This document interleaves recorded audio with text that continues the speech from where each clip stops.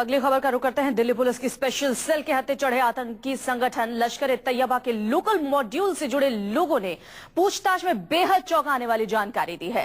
Police सूत्रों के मुताबिक लश्कर की नजर मुजफ्फरनगर के दंगा पीड़ितों पर थी और अपने आकाओं के कहने पर इन लोगों ने कुछ दंगा पीड़ित युवकों को लश्कर में शामिल करने के लिए उनसे संपर्क भी किया था। सूत्रों के मुताबिक स्पेशल सेल ने पिछले महीने मेवात इलाके से 2 लोगों को गिरफ्तार किया था। दिल्ली पुलिस को इनपुट मिला था कि कुछ आतंकी संगठन 4 दिसंबर को दिल्ली में वोटिंग वाले दिन हमला कर सकते हैं।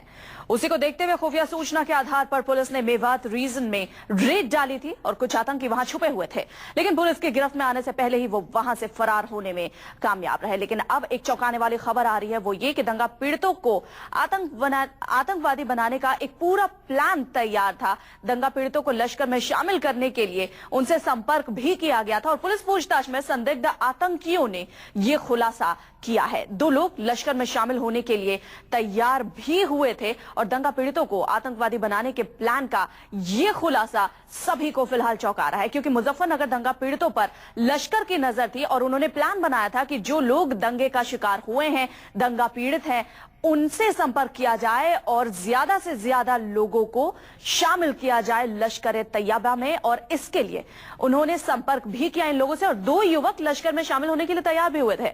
हमारे संवाददाता जितेंद्र शर्मा इस पर ज्यादा बातचीत के लिए हमारे साथ जुड़ गए। जितेंद्र, क्या जानकारी मिल रही है, क्या डिटेल है इस बारे में?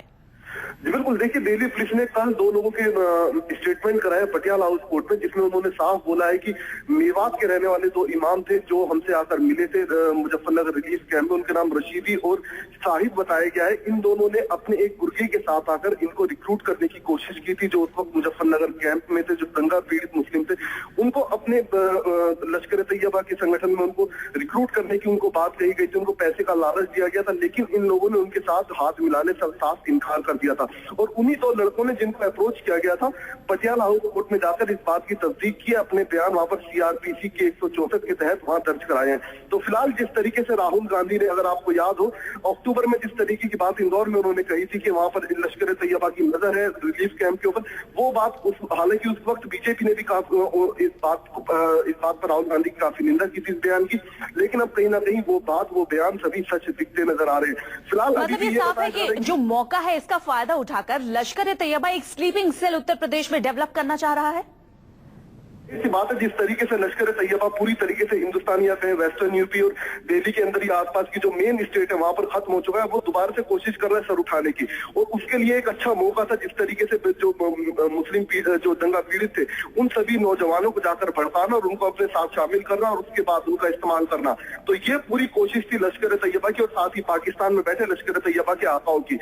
ये दोनों जो इमाम है वो पाकिस्तान में एक कमांडर है लश्कर तैयबा का, उसकी इशारे पर यह पूरा काम किया जा रहा था और उसके लिए बाकायदा इनको फंडिंग भी की जा रही थी। और उसी के चलते इन दोनों इमाम ने पहले रिलीफ कैंप जाते और वहां पर जितने भी नौजवान थे जो उनको लगा कि हमारे संगठन में शामिल हो सकता है, उसको वहां जाकर और भड़काने की कोशिश की, उसका ब्रेन वॉश करने की कोशिश की, लेकिन उन्होंने साफ इनकार कर दिया। और उन्हीं 2 लड़कों में से वही 2 लड़के जिन्होंने साफ इनकार किया था, उन्होंने जाकर कोर्ट में इस बात की तस्दीक की, उनके खिलाफ बयान भी दिया है। जी, ये इमाम फिलहाल कहाँ है?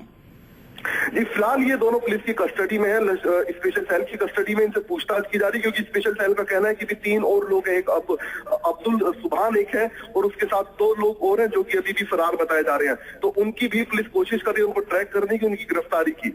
जी जितेंद्र, आप अपनी नजर बना रखिए, अपडेट के लिए आपके पास लौटेंगे। फिलहाल तमाम जानकारी के लिए आपका बहुत शुक्रिया।